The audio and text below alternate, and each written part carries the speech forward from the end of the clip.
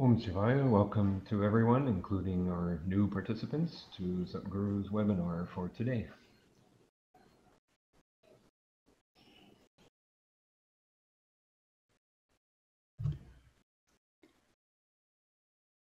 Om Shivaya, everyone. Welcome to our webinar.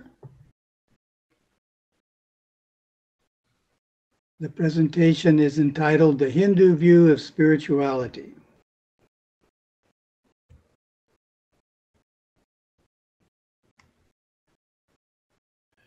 A few times in this presentation, I'm going to ask you to write down some answers to a question.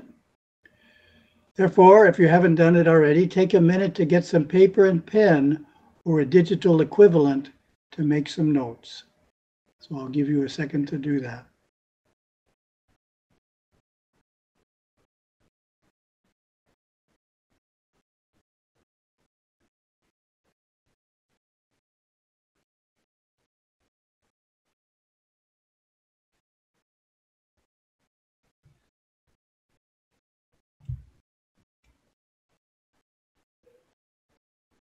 The first part of the presentation is on the topic of spiritual but not religious, which is abbreviated as SBNR, and introduces the concept of spirituality in a contemporary context.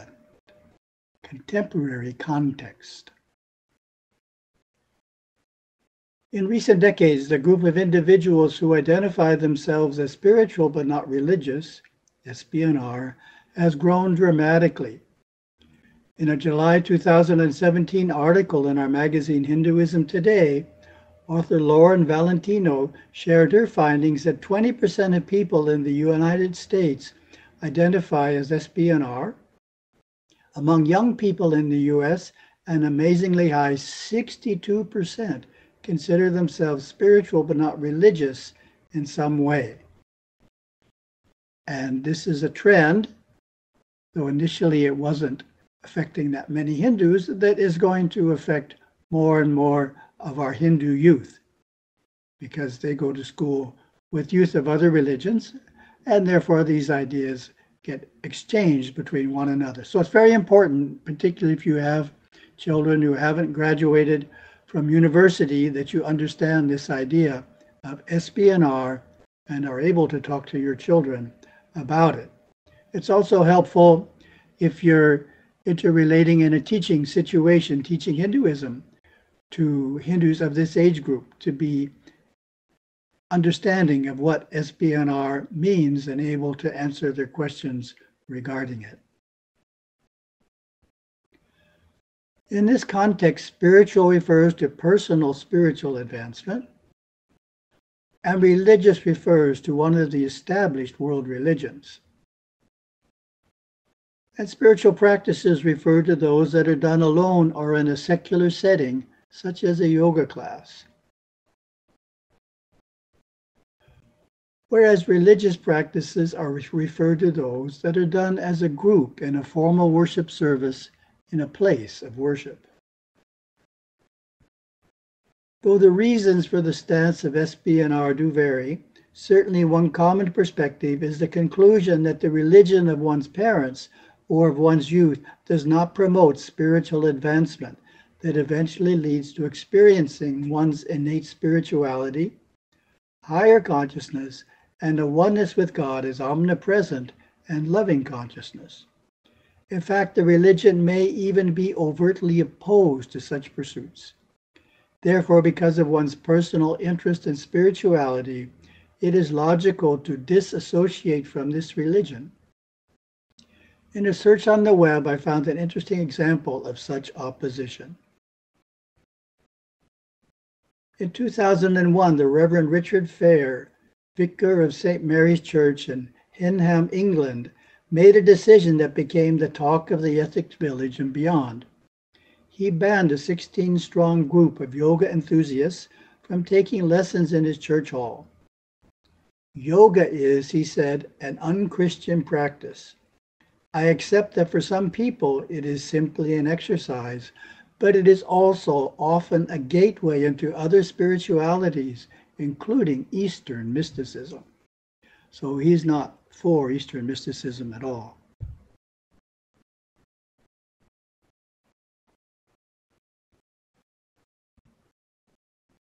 The second part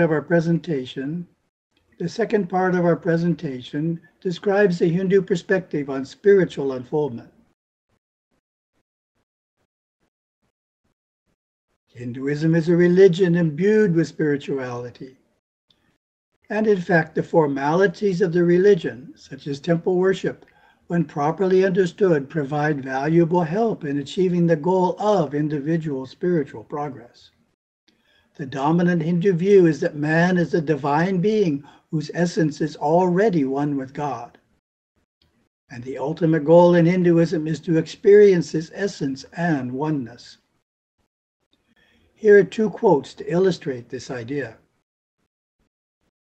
Swami Chinmayananda, founder of Chinmaya Mission, stated, "Man is essentially divine, but the divinity in him is veiled by the unbroken series of desires and thoughts arising in his bosom. A variety of these grades and concentration of these create the variety of human beings.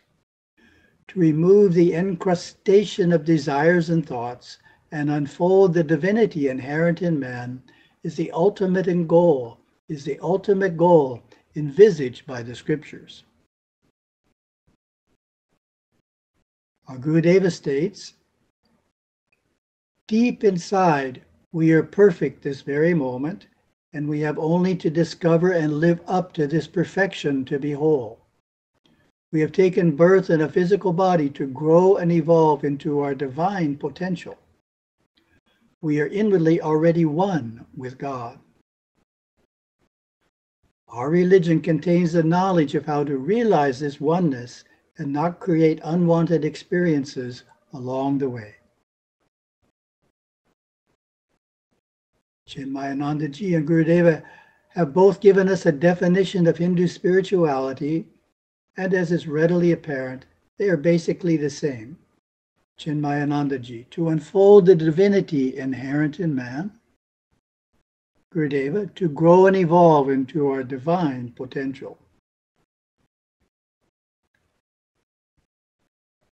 Spiritual progress is a term with a number of equivalent terms, such as spiritual advancement, spiritual growth, and spiritual unfoldment. I will use the term spiritual unfoldment in this presentation. And to show the manifold nature of spiritual unfoldment in Hinduism, I will present three different ways of explaining it. So not just one, but looking at it three different ways because it has many aspects to it. So we have a question. Please write down the answer. We'll give you a minute to do so. How would you explain spiritual unfoldment? Someone asked you that question. Well, what is the idea of spiritual unfoldment in Hinduism? What's the essence of what you would say back?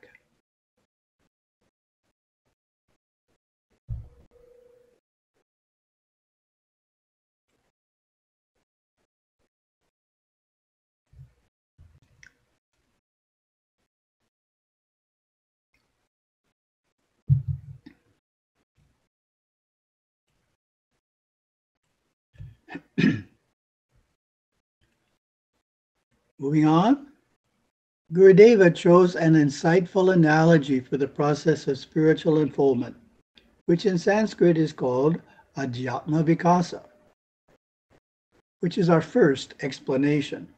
He spoke about the lotus. So the lotus flower is a very common way of explaining spiritual unfoldment in Hinduism. The lotus flower growing up from the mud and the water and so forth. So that's what we'll look at as our first way of approaching it.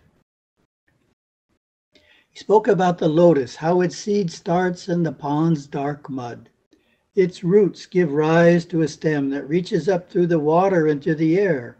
From the stem evolves a bud, tiny at first, which grows into a flower that slowly opens its exquisite petals to the sun, the central nectar and pollen calling to the bees.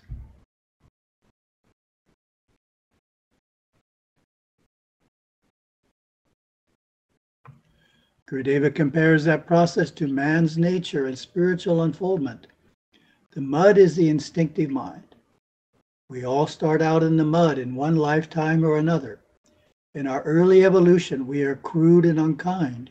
We tend to hurt other people and think more of ourselves than others. Maybe we even end up in jail. We all start down there in the roots, immersed in the darkness of the instinctive mind, crashing around like our photograph shows, a wild bull. Life follows life as we live and learn. Finally, we get some control over our instincts and move up into the water, which in our analogy of the lotus flower represents the intellectual mind. We become a thinking person, someone who is able to make decisions logically, someone who has basic control over the instinctive emotions so that when threatened, he or she doesn't automatically become angry and fight. At this point, we are an instinctive intellectual person living partly in the mud of our animal nature, partly in the water of our intelligence. Such a person has no sense of God and the sacredness of life. The world is full of people like that, the atheists, materialists, and existentialists. They are oblivious to the spiritual purpose of life, a purpose that goes beyond this incarnation. Then what happens? The stem rises above the water's surface into the air, which represents intuition, our spirituality, or some sense of the existence of God. We start to think about religion. We start to think about spiritual practices. Just being an instinctive and an intellectual person pursuing ordinary things, worldly goals, no longer satisfies us. But the bud is closed, yet to mature and open. The closed bud knows God is out there, but has had no direct experience of Him. What causes the bud to open? Learning and maturing life after life, grace of enlightened beings, blessings of the deity, and spiritual practice. To open the bud, we have to consciously strive. So please excuse this slide. There's a few slides. This presentation is created as a keynote. And in the keynote, it would go through 2 or 3 different photos here. So this is an output, export of the keynote into PowerPoint, into PDF. And it only shows the final photo. Our second explanation of spiritual unfoldment in Hinduism is the working toward experiencing higher states of consciousness on a regular basis. So as you probably know, I like this one a lot.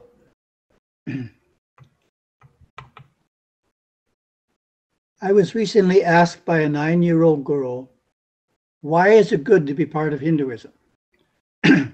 Sometimes the best questions come from younger people who don't realize what they shouldn't ask. The answer I gave was something like, it enables us to experience higher states of consciousness and thereby live a happier and more creative life. So this is showing in a more specific way, if someone understands consciousness, how Hinduism and consciousness relate together. Trying to experience higher consciousness, and what does that do? We have a happier life and a more creative life. And of course, this is an answer focused on a 9-year-old, so nothing complicated was added to that.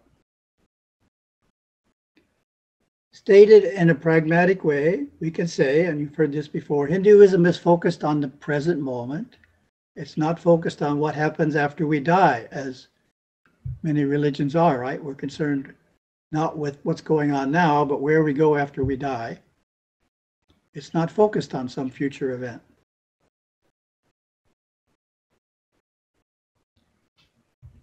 It's not even focused on tomorrow.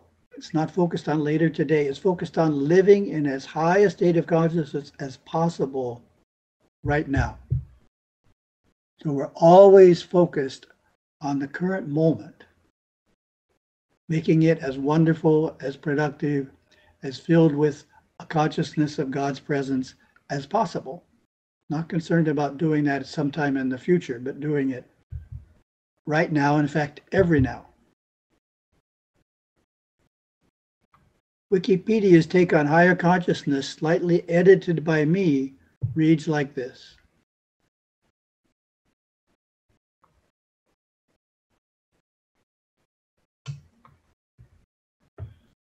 Higher consciousness, also called superconsciousness and God consciousness, are expressions used in Hinduism to denote the consciousness of a human being who has reached a higher level of development and who has come to know reality as it is.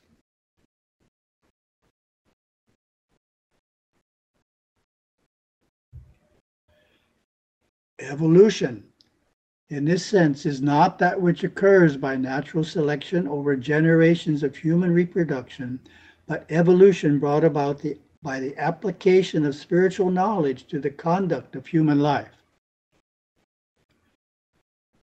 In our terminology, we say that the Darwinian idea is talking about the evolution of the physical body, evolution of animals, evolution of plants.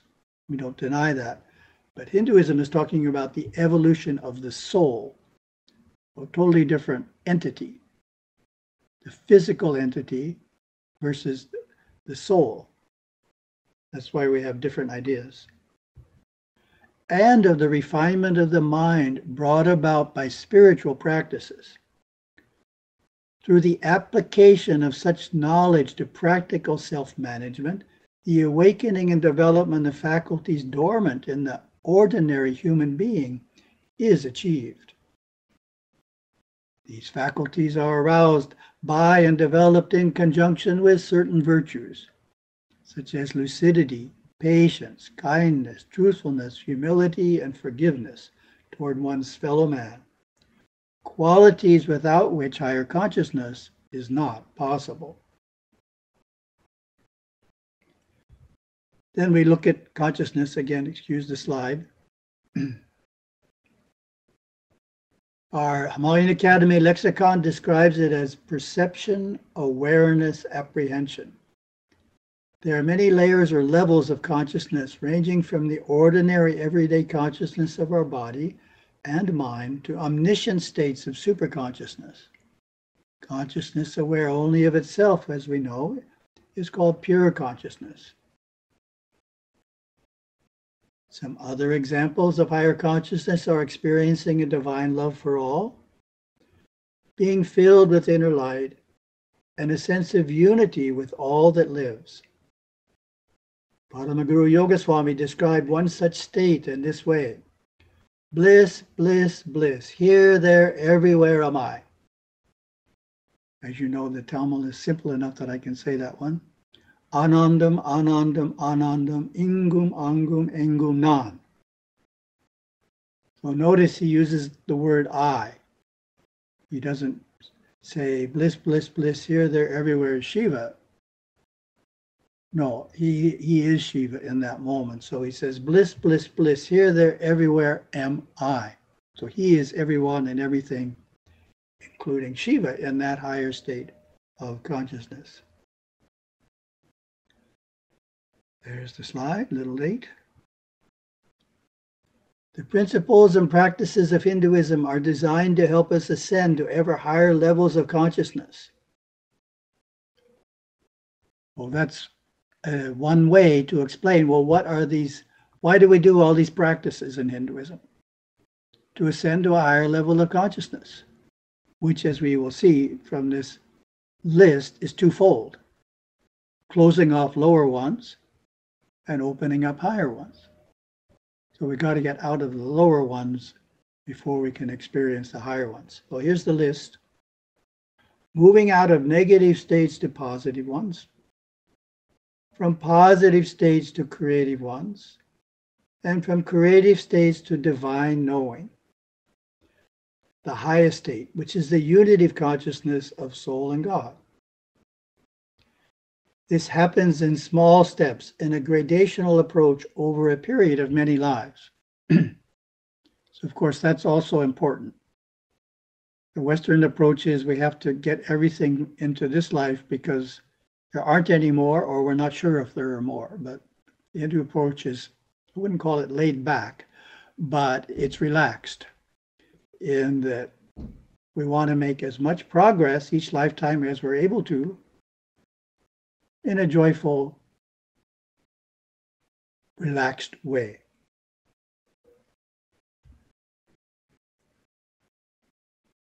The most common negative states of consciousness that Hindus work to overcome are fear and anger. We've got fear on one side and anger on the other there. And of course, as we know, Gurudeva gave a number of techniques for overcoming these. And that's one of the beauties of his teachings is when it comes to talking about the chakras or states of consciousness, he's very practical and starts talking about the lower chakras or the negative states of consciousness. Let's deal with these first. This is where we really are, or at least are part of the time.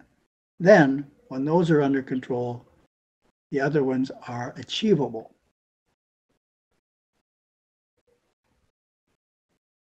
Your question? Give you a moment to answer it. How can we overcome fear and anger?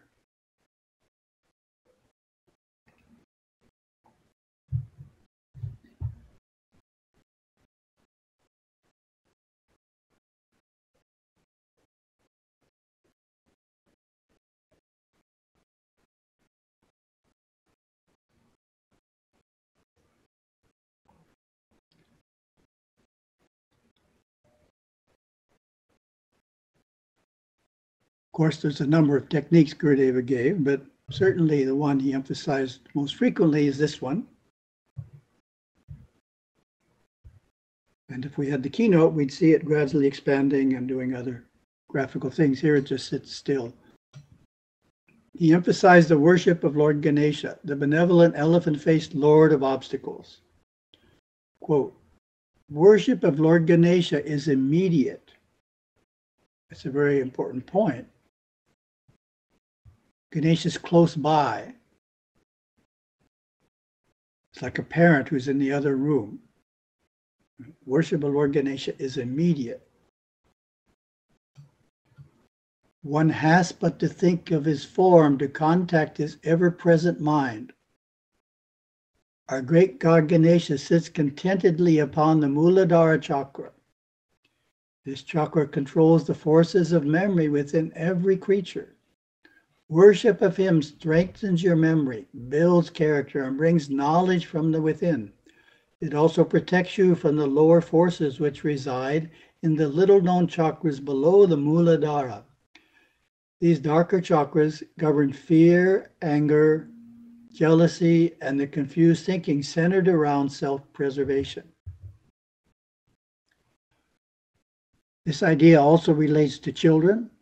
The first thing young children learn is to memorize. Memory is related to the Muladhara chakra, so strengthening memory strengthens their awareness residing in the Muladhara chakra and not going below. So just a simple practice of memorization, even for older people, if you somehow start getting fearful, memorize new things. A very simple practice, simple way of staying above fear.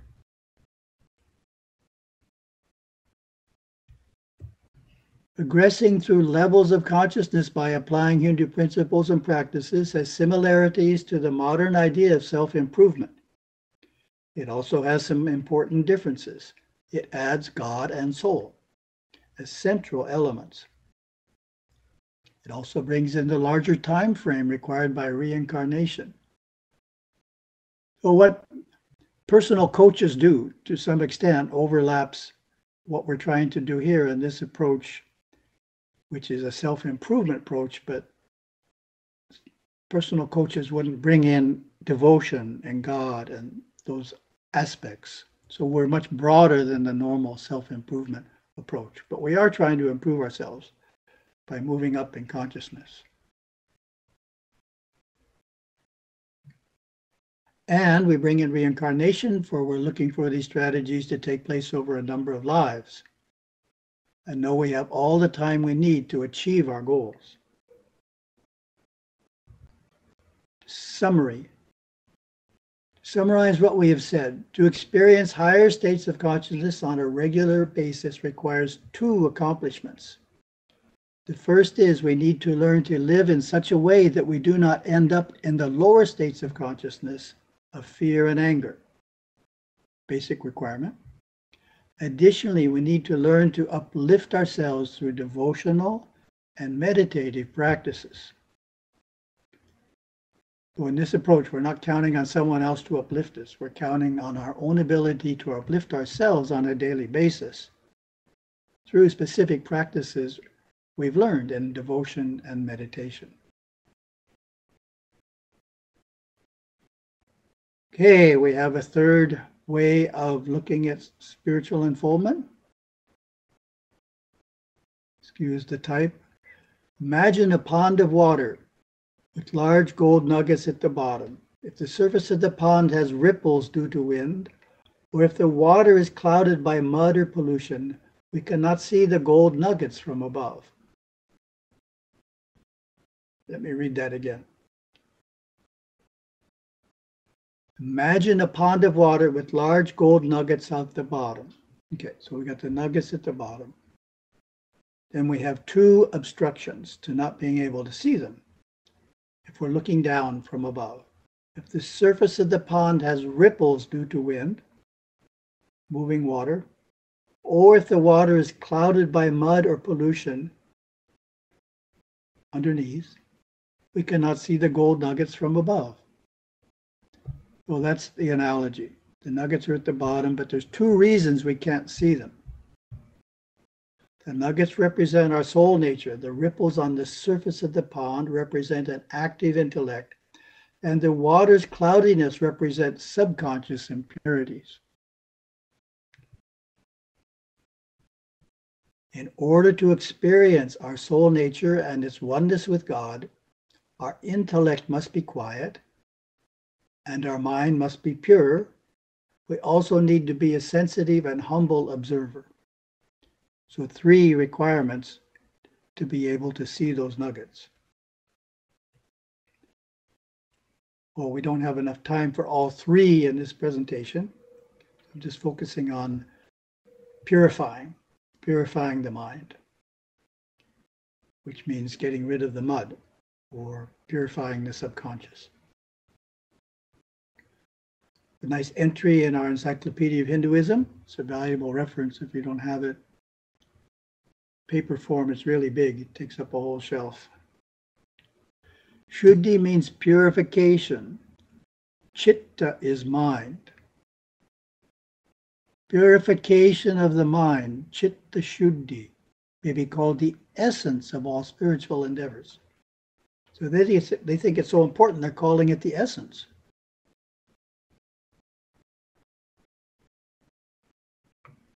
Purification is the process of removing or resolving subconscious impressions of past misdeeds and troublesome experiences from this and past lives. So we also have those from past lives to deal with that have been carried forward. Encyclopedia states, mental impurities are the root cause of pleasure and pain, and therefore they perpetuate the cycle of birth and death.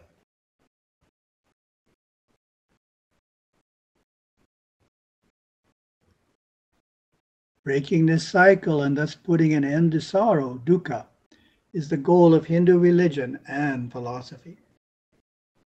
The surest means of achieving this goal is chitta shuddhi.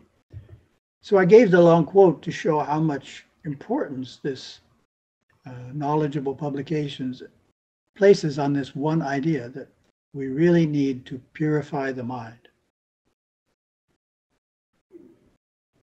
So this presentation is going to give 4 ways to purify the mind, but first, as you would expect, we'll ask you to write down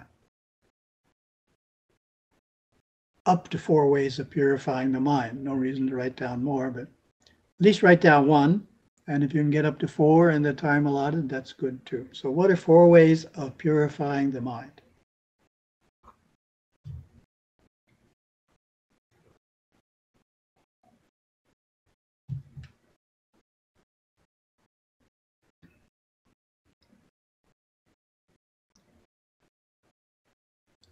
Yes, Vasana Tantra is a very good one.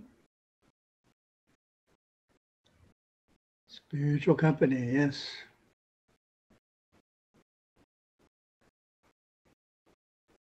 Daily vigil, that's good.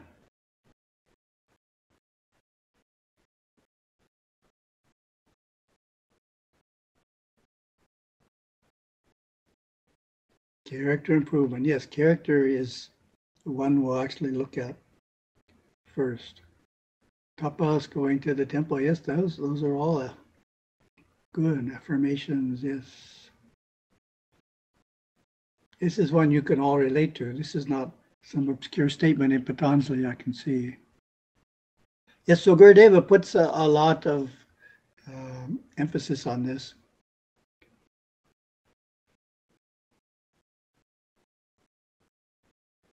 Gurudeva says, my devotees succeed in every undertaking by remolding the subconscious mind through Vasana Daha Tantra, followed by the practice of affirmations. So first you have to get out the mud before you can remold the clay.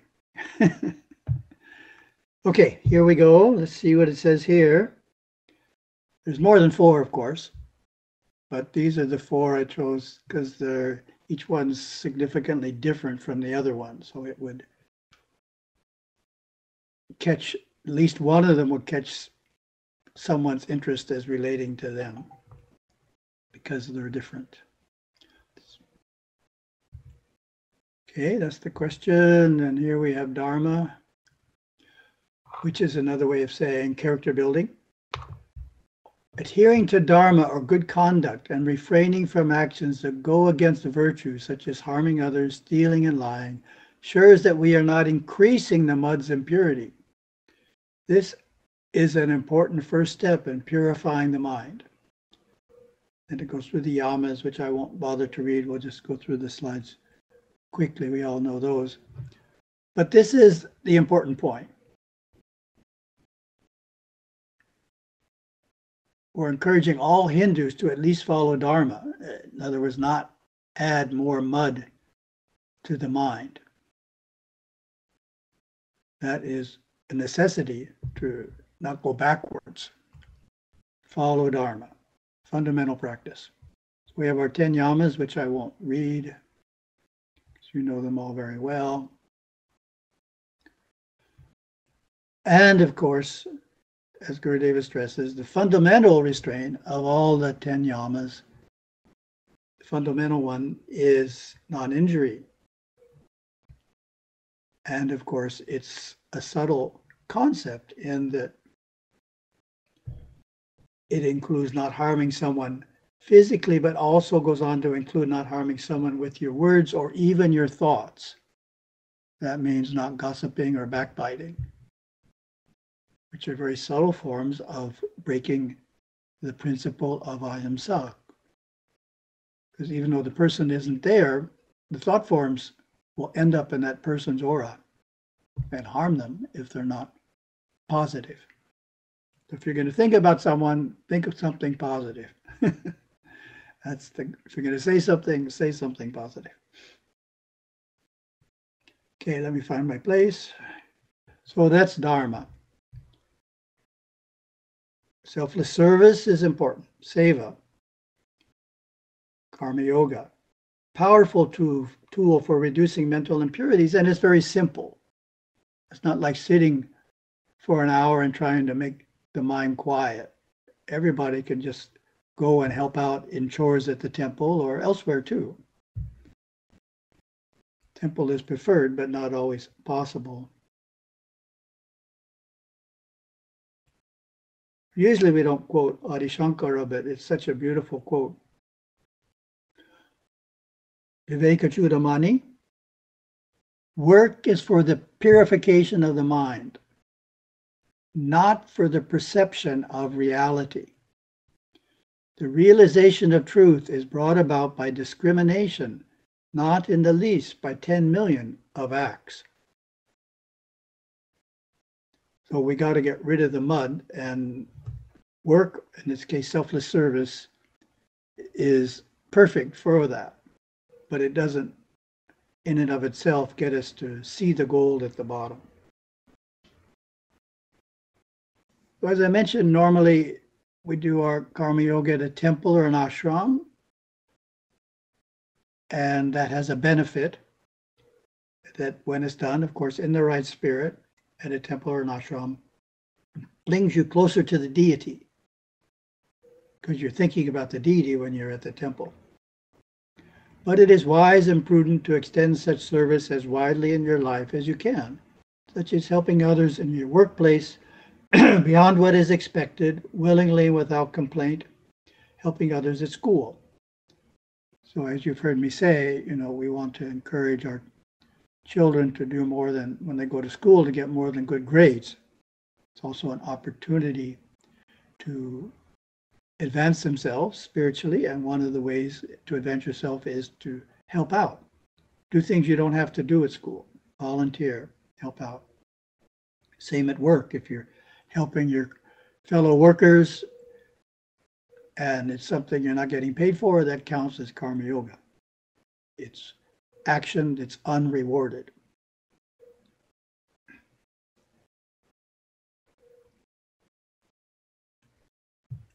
And of course, whoops, there we go, yes. Gurudeva encouraged devotees to perform 4 hours of seva each week, especially service focused on helping others. So that's why I say you can't always do it at a temple, because temples are not that close to where we live in modern times. It used to be possible they were within walking distance, which was the ideal. But we can help out in park cleaning projects and other things as a way of doing selfless service when the temple isn't close enough. Well, Gurudeva's quote here, focusing on helping others, so regarding the others, lift their burdens just a little bit, and unknowingly perhaps you may lift something that is burdening your mind. You erase and wipe clean the mirror of your own mind through helping another. We call this karma yoga, the deep practice of unwinding through service the selfish, self-centered, egotistical, subconscious impurities of the lower nature that have been generated for many, many lives and which bind the soul in darkness. Well, that's a really good description of what's down there, subconscious impurities, how it got there, and how we get rid of it, all in one quote. As was mentioned, another way purifying subconscious is attending pujas at a temple and in the home shrine, our third primary practice. Purifies the mind through the exchange of prana, an aspect of puja and homa that is not often discussed. So puja is a practice, puja is a process of giving prana to the deity through offerings of fruit, cooked foods, water, incense, fragrant flowers, and milk. Then during the culminating arati, the deity and his helpers or devas reflect back this prana into the aura of each devotee, purifying it of subconscious congestions. The devotee so blessed leaves feeling uplifted and relieved of mental burdens. So sometimes it's an easy criticism of temple worship. Well, why do we offer so much milk? Food, fruit, wouldn't all that be better given to poor people? It sounds like a good argument, right? But those making it don't give anything to poor people anyway, so they're not setting a good example. It's just a simple way to criticize the temple. But it's needed to get back full blessings.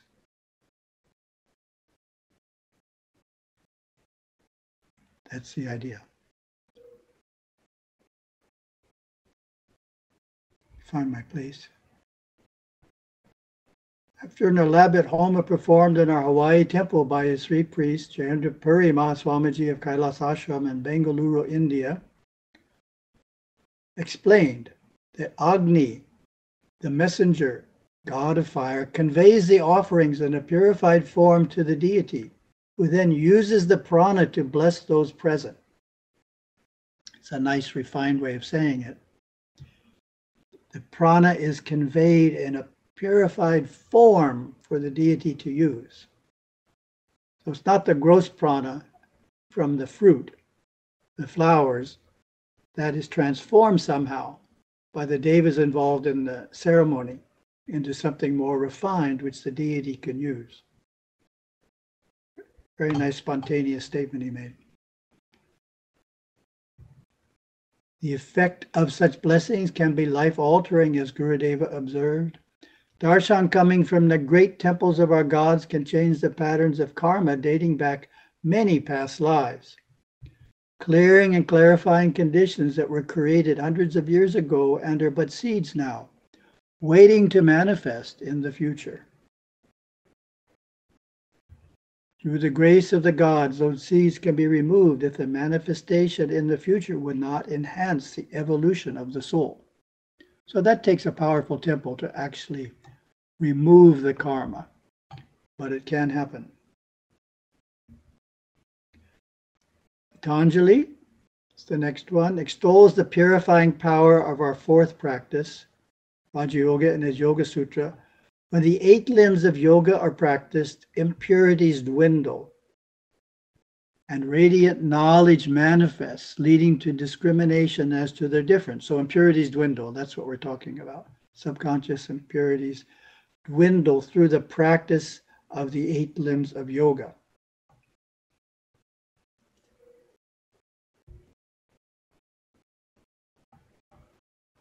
He particularly highlights the purifying effect of austerity, or tapas, which is part of the second limb, or niyama, as we know. Theravada has a whole chapter on that, and this quote is one of our favorites. As the intense fire of the furnace refines gold to brilliance, so does the burning suffering of austerity purify the soul to resplendence. So the soul is pure, it's just that it's covered up. So we have to get rid of the covering, and then its resplendence is seen. So that sounds pretty austere, as my pictures show here. This verse brings to mind images of yogis subsisting on nettle soup in a remote Himalayan cave or bathing in freezing waters. Though tapas does embrace such extreme practices, it also includes easier ones that can be done by anyone. And you've seen these before. Sacrifice, giving up something, be it money, time, or a physical object, to manifest a greater good. So it's similar to charity, but in sacrifice you're actually doing without. When you're charitable, you haven't done without anything that you were going to do. It's just extra money that you gave. So the examples here: fasting for a day and giving the money saved to a Hindu institution. That's our knife and fork. Saving money for charity by going on a budget vacation instead of a fancy one. So those are simple things where we're managing to do with less, and giving what we save to Hindu institution is purifying.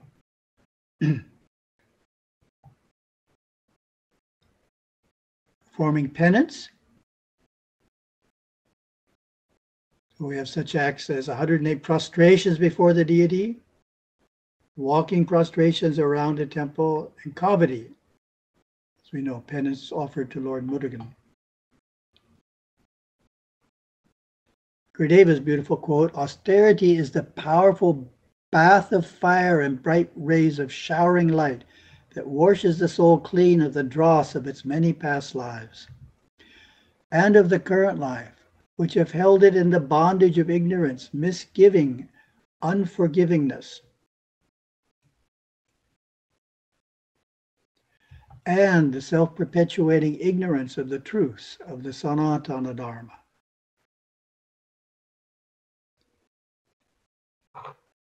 Cutting up to part 3 here, we have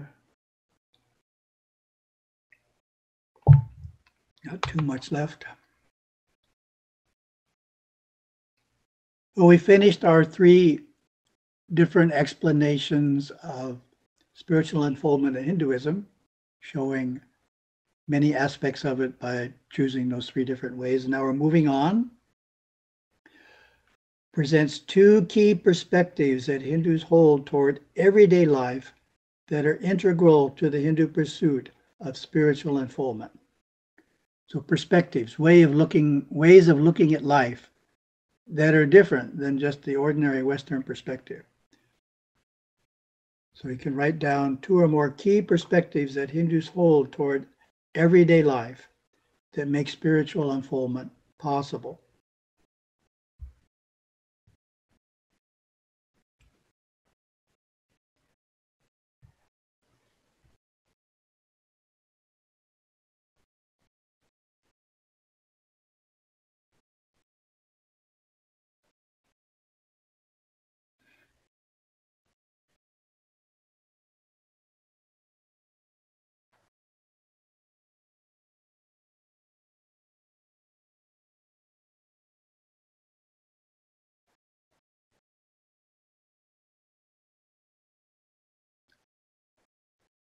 These teachings, of course, you know, but in writing down answers before they're given, it helps strengthen your understanding of them.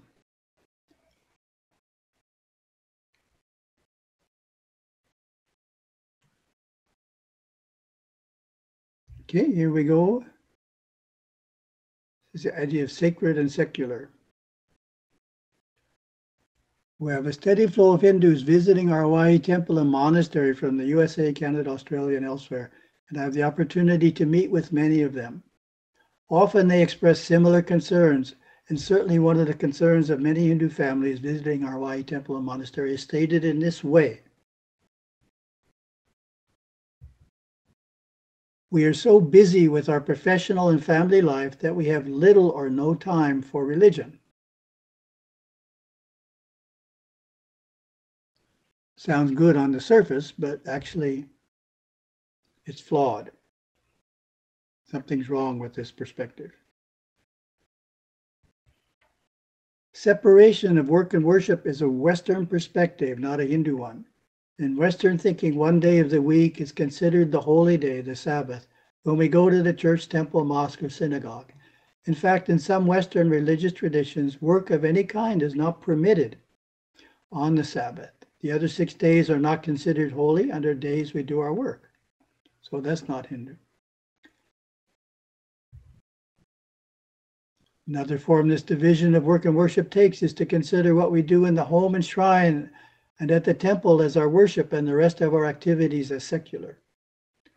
Also, some individuals who are dedicated to the practice of meditation for a few hours every day consider meditation as their spiritual activity and everything else is secular.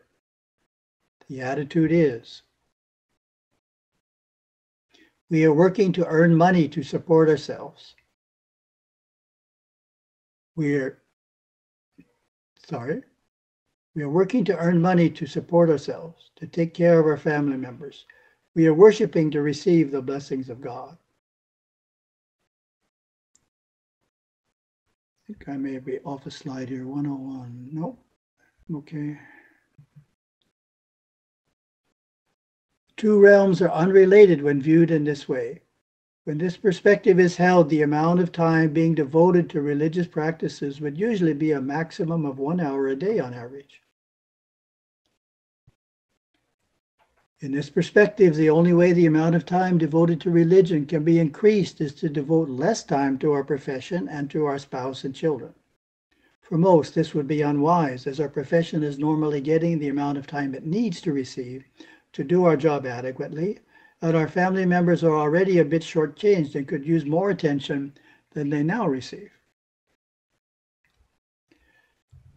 Imagine if we could devote the rest of our waking hours, some additional 15 hours a day, to religious practices without reducing the amount of time devoted to our profession and our family.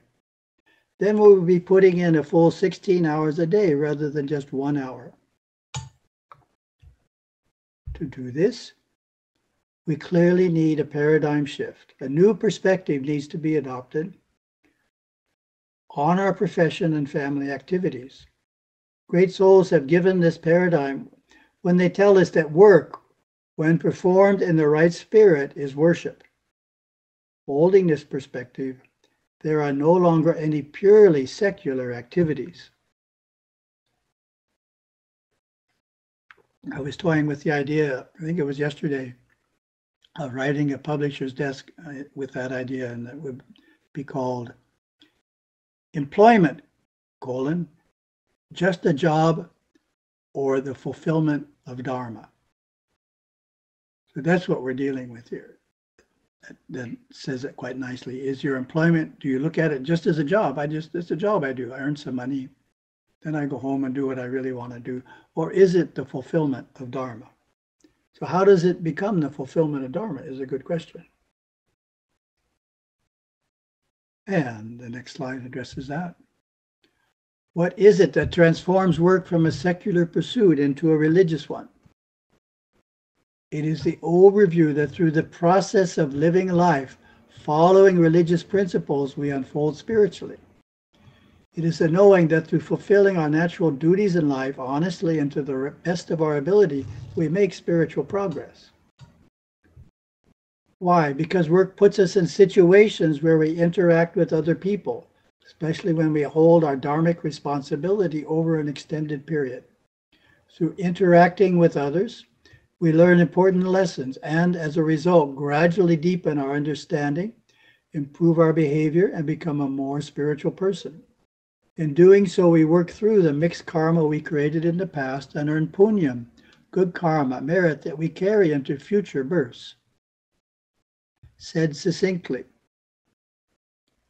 we make spiritual progress through the resolution of karma, as well as through the fulfillment of dharma.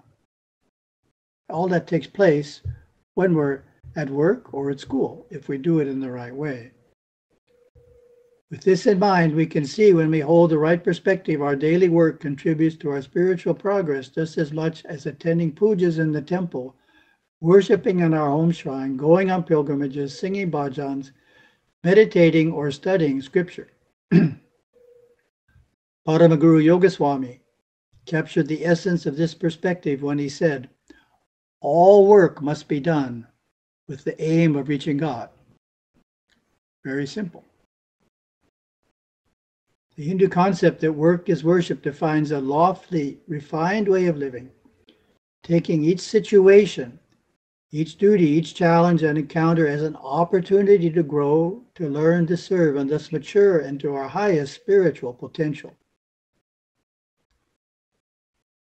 No matter what type of work it is, be it at home or in an office building, whether pleasant or distasteful, interesting or monotonous, with the right attitudes, willpower, and persistence, we can transform it from secular labor into a spiritual exercise that will advance us on the path and uplift us and all those around us.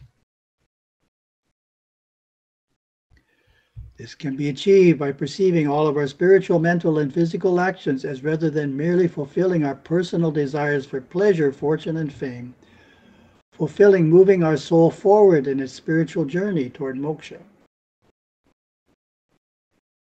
When we are stable in the viewpoint of performing all work with the aim of reaching God, this naturally leads to a deeper perspective that each task we are doing is an offering to the Lord. Just as placing a flower in front of a murti or picture of the deity is an offering, each task we do is also an offering. Each is simply a different way of worshiping God, a different way of bringing us closer to God. This perspective on work is known as Ishvara Pranidhana. 2 quotes from Yogaswami.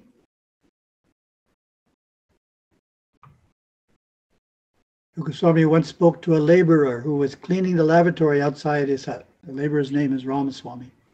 Oh, Ramaswami, are you doing Shiva Puja out there? So even cleaning a lavatory should be looked at as an offering to God. Words to a young man just starting his career by Yogaswami. You are going out to work. You must dress well and look dignified. Everything should be an offering to God. The world is an altar. And we have Gurudeva's quote here. I'll paraphrase it, save a little time. If we can put our sleeping time as a spiritual time as well. How do we do that? Well, we put ourselves in a religious mood before we go to sleep. And then we're in deeper planes during sleep. This is how he explains this. Working for one's religion, for the deities and the devas, should be our occupation 24 hours a day. So we're adding sleep. Every day, during our waking hours on the physical plane and on the inner astral plane and higher mental planes at night, we should continue this work with an unbroken continuity. Well, then we give the numbers. Jumping from 1 hour to 24 hours a day is an increase of 2,300%. And as my text says, if you imagine increasing your income by that amount, 2,300%, you see how much more you're adding to your spiritual life rather than your, say, 1 hour a day vigil or time at the temple when you approach it this way.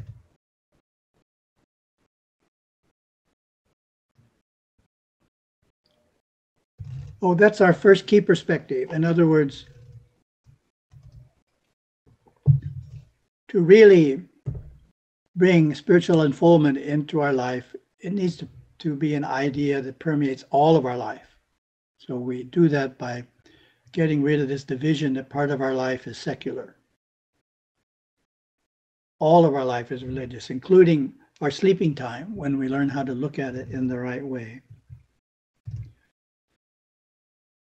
Then the last idea, the last key perspective for this idea of spiritual unfoldment in Hinduism to work is the Hindu view of happiness. And if asked, is your life focused on pursuing happiness? Many people will readily say yes. If asked, have you found and been able to sustain that happiness? The same people would likely confess they have not. So it's easy to find happiness in the external world, but if you wait long enough, you can't sustain it.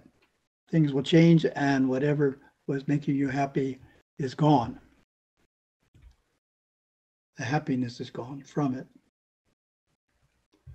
So Gurudeva explains this. True happiness and freedom cannot be found in the world. For earthly joy is inextricably bound to sorrow, and worldly freedom to bondage. We get the two birds story. Mundaka Upanishad presents this truth in a story. Two birds, united always and known by the same name, closely cling to the same tree. One of them eats the tree's sweet fruit, while the other looks on without eating. The bird enjoying the fruit represents the Jivatma, the embodied soul, and the bird simply witnessing represents Paramatma, the transcendent self. The story continues. Yes, new slide. While enjoying the fruit, the first bird moans, bewildered by its limitations. But when he beholds the other, the glorious Lord worshipped by all, he becomes freed from sorrow. It's a little hard to understand unless you're familiar with it. But what it's saying is, the Vedas are indicating a way to overcome the cycle of joy and sorrow, happiness and sadness that we experience when living in our outer instinctive intellectual consciousness is overcome by becoming aware of our innate divinity and abiding in spiritual consciousness. We have a quote from Yogaswami. Joy and sorrow both are Maya. The Atman, never from love divided, is the very form of knowledge. Therefore, these two will not touch you. Can a mirage wash away the earth? At the gracious holy feet of the true all-knowing Guru, to the limit of your power, let your heart grow soft and melt. Well, he's saying the same thing, of course. He's making it Maya. Joy and sorrow, what's on outside, goes up and down, and the only way to transcend that is to be aware of what's inside, the soul.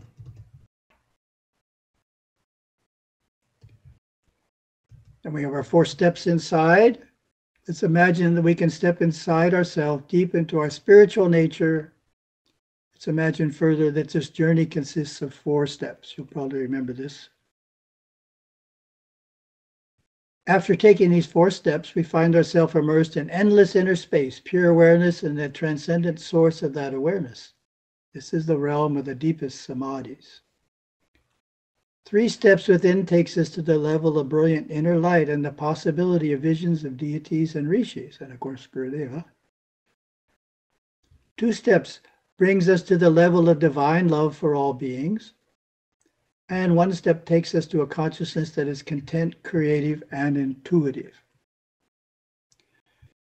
Initially, it could be frustrating to try to take 4, 3, or even 2 steps within, as we are not yet able to move to those rarefied levels. Eventually we can be, though, through practice. A more practical approach is to master taking the first step within during our early morning sadhana time and strive to hold that creative consciousness throughout the day. The other steps are always there awaiting our future mastery. Our analogy of 4 steps, which relates directly to the chakras. As we know, nerve plexus, 7 primary. The first 3 relate to the instinctive intellectual mind, which is being experienced by the fabled bird who is enjoying the tree's fruits. So we're stuck in the first 3 chakras when we're looking for happiness outside of ourselves. And it goes through Muladhara, which we know, Swadhisthana, Manipura. Without going within, it is natural to live our daily life in the confines of these first 3 chakras, rarely experiencing anything beyond them. The 4th chakra, Anahata, at the heart, the center of direct cognition, is the realm we experience by taking the first step within. It is referred to in scriptures as the lotus of the heart. And the 5th, Vishuddha, is the realm where we take the 2nd step within. 6th is Ajna, divine sight. That's our 3rd step. And the 7th, Saraswara, illumination, is experienced when we take the 4th step within. So the 2nd, 3rd, and 4th, as was mentioned, are there when we're qualified to experience them, but for sure we want to master the first one as a good beginning.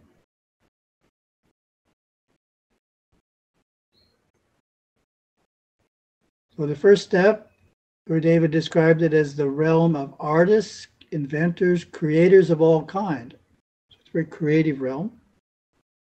Each time you design or create anything, you are bringing the beauty of the within through your nerve system into manifestation.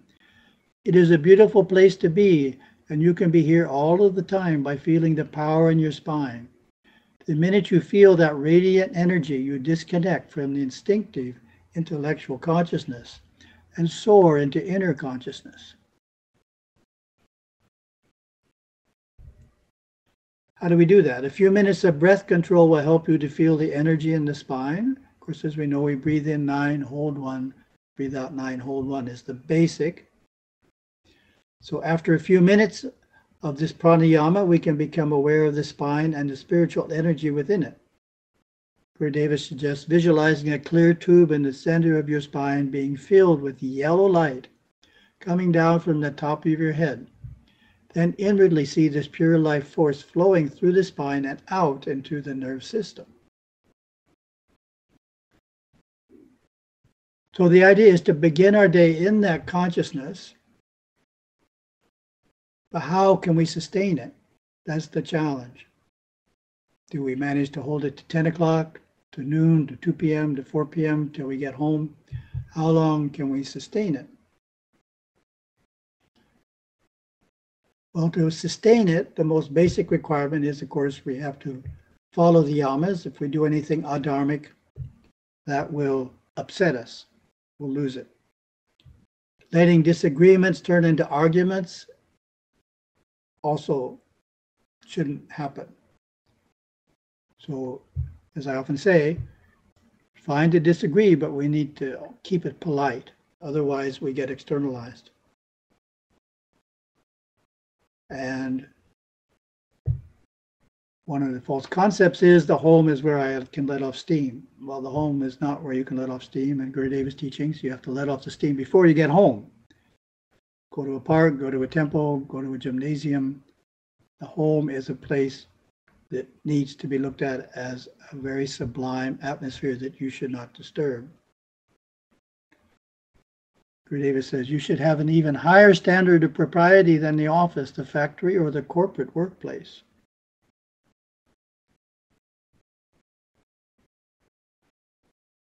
Oh, this is the beach idea. If you have a beach nearby, you visit a yoga studio, a couple more ideas. Another way we can get externalized is we'll get caught up in the world of advertising and think that we can be happier if we buy one of these objects. So that's very externalizing. So how do we get above that? By being content with what we have, and if we want to acquire something more, we're acquiring it not to make us happy, but because it will actually be beneficial to the entire family. Being grateful is an important quality for holding inner consciousness, reminding ourselves of all the wonderful people in our lives, situations in our lives, not kind of being negative about what we don't have. I'm all right now is a wonderful tool Gurudeva gives us to keep us from getting in a consciousness of discontent. And he says you can perform this excellent practice now and again throughout the day. Practice it by asking yourself, am I not all right now, right this instant? And answer, I'm all right now. Keep asking and answering until you keep positive, self-assured, and centered in the Anahata chakra. And the last slide. When we look at the world as providing our happiness, life is a constant series of emotional ups and downs. When we derive our contentment from within, life is joyous, and we can share that joy with others. So that's a very important point. We're not supposed to become joyless or unloving by finding joy within ourselves. It allows us to share more joy with others more often. It makes us a more loving person outwardly by finding the source of the joy within.